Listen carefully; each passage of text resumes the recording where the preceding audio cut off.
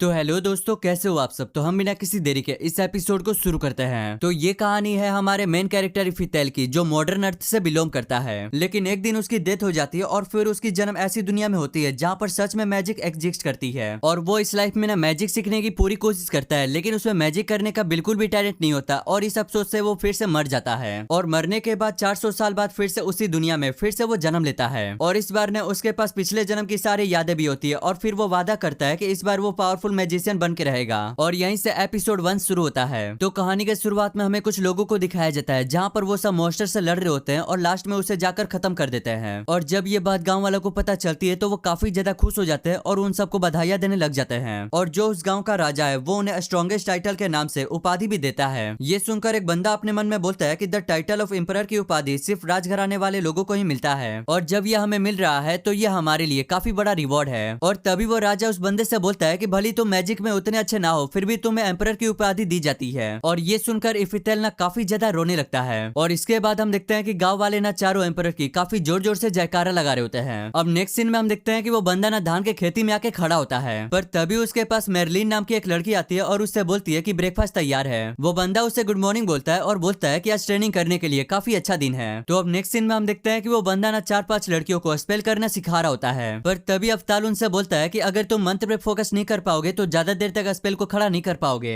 Merlin उनसे बोलती है कि मुझे लगता है कि आप काफी ज्यादा थक गए हैं, आपको थोड़ा सा आराम कर लेना चाहिए। अफ्ताल इस पर हंसते हुए बोलता है नहीं, मैं बिल्कुल ठीक हूँ। और इसके बाद अफ्ताल ना मेरलिन के भी बारे में बताता है। तो हमें पता चलता है कि मेरलिन और उसकी मदर अफ्ताल के लड़ाई में फंस गए थे, जिस वजह से उसकी मदर की डेथ हो जाती है। और उस टाइम पे मेरलिन ना काफी ज्यादा छोटी थी, इसलिए अफ्ताल उसे गोद ले लेता है। आगे अफ्ताल उनसे बोलता है तो चलो लेवल 4 वाला जादू ट्रेनिंग करते हैं। बट मेरलिन उसे जिद करने लगती है कि मुझे अभी से ही लेवल 6 वाला जादू सीखना है। ये सुनकर सारे लोग काफी ज्यादा हैरान हो जाते हैं और बोलने लगते हैं कि अभी तो हम लेवल 4 भी अच्छे से नहीं कर पाते। और इस पर अफ्ताल भी उससे बोलता है आखिर तुम इतनी जल्दबाजी में क्यों हो, अभी हमें और ट्रेनिंग की जरूरत है। मेरलिन उससे बोलती है कि मुझे जल्दी करनी होगी, पर तभी वो रुक जाती है। और ये देखकर अफ्ताल अपने मन में बोलता है कि इसके मन में जरूर कुछ चल रहा है। तो अब नेक्स्ट सीन में हम देखते हैं कि मेरलिन अकेले एक बैटल के लिए जाती है और वो जंगल के अंदर काफी डीप जाए जा रही होती है और उसे काफी ज्यादा डर भी लग रहा होता है। और थोड़ी देर चलते चलते उसे सामने में एक गुफा दिखाई देता है। मेरलिन अपने मन में बोलती है कि अगर मैं इस गुफे के मॉन्स्टर को हरा दूं तो मैं मास्टर अफ्ताल की काफी अच्छी स्टूडेंट बन जाऊंगी।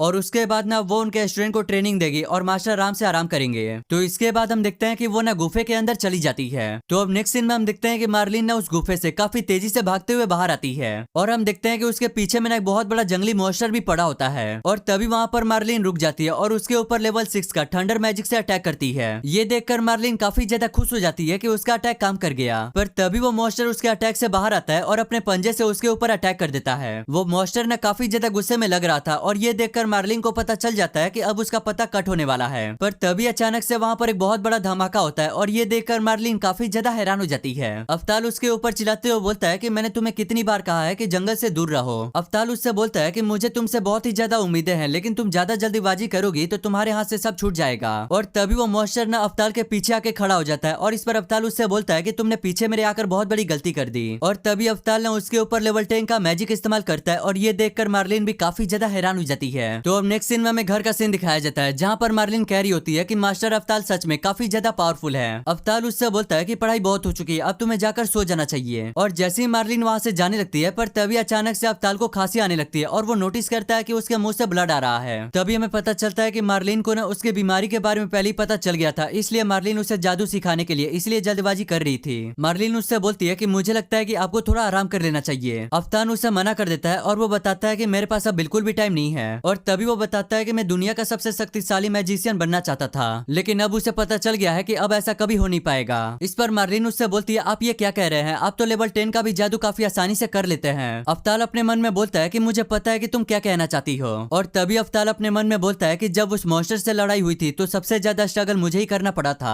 अगले दिन एक लड़का अफ्ताल को आकर बताता है कि अग्नि एम्परर ने यह पता लगा लिया है कि कौन सा जादू किस इंसान में अच्छा काम करता है। और ये देखकर अफ्ताल भी हैरान हो जाता है क्योंकि आज तक किसी ने भी पता नहीं लगा पाया था कि किस इंसान में कौन सा जादू काम करता है। अफ्ताल उससे बोलता है अगर सच में ये काम करता है तो चलो इसे आजमा कर देखते हैं। तो इसके बाद हम देखते हैं कि अफ्ताल ना मेरलिन से स्टार्ट करता है और उसके बाल को तोड़ के 4 अलग अलग शीशी में डाल देता है। तभी अचानक से उस शीशी का कलर चेंज हो जाता है और ये देखकर सारे लोग काफी ज्यादा हैरान हो जाते हैं। अफ्ताल बताता है कि हमें चमकती हुई शीशियों से पता लगाना है कि कौन सी मैजिक ए रैंक पर है, कौन सी मैजिक एस रैंक पर है। तो हरी शीशी और ब्लू शीशी कुछ ज्यादा ही चमक रही होती है, तो मतलब कि पानी और हवा एस रैंक पर है, और एक एक सीसी बी रैंक पर है और एक सीसी सी रैंक पर है। और ये देखकर अफ्तान ना काफी ज्यादा हैरान हो जाता है और वो बोलने लगता है ये तो सच में काफी ज्यादा अमेजिंग है। आगे अफ्तान बोलता है अच्छा ठीक है अब मेरी बारी। बट मार्लिन उससे बोल लगती है कि आपको ये सब करने की जरूरत नहीं है, आप तो 4 सम्राटों में से एक हैं। पर तभी एक लड़का बोलता है क्या तुम मास्टर के स्किल्स को जानने के लिए क्या तुम एक्साइटेड नहीं हो? और हम देखते हैं कि अफ्तान भी ना अपने स्किल्स को जानने के लिए काफी ज्यादा बेताब होता है। तो इसके बाद हम देखते हैं कि उसके भी बाल को काट कर उसके सीसी के अंदर डाल दिया जाता है। अब आगे क्या होने वाला है इस चीज को देखने के लिए सारे लोग काफी ज्यादा एक्साइटेड हो जाते हैं। तभी हम देखते हैं कि सीसी ना बिल्कुल भी रंग नहीं बदलता और ये देखकर अफ्तान काफी ज्यादा हैरान हो जाता है। तभी एक लड़का बोलता है कि अगर सीसी अपना रंग नहीं बदलती तो इसका मतलब कि आपके अंदर बिल्कुल भी स्किल्स नहीं है। और ये देखकर अफ्तान अपने मन में बोलता है मैं तो 4 एम्परर में से एक हूँ, आखिर ये कैसे हो सकता है? मार्लिन बोलती है मुझे लगता है कि हमने कुछ गलती कर दिया है, हमें फिर से ट्राई करना चाहिए। इसके बाद हम देखते हैं कि ट्राई करते करते शाम हो जाती है बट सीसी अपना रंग बिल्कुल भी नहीं बदलती।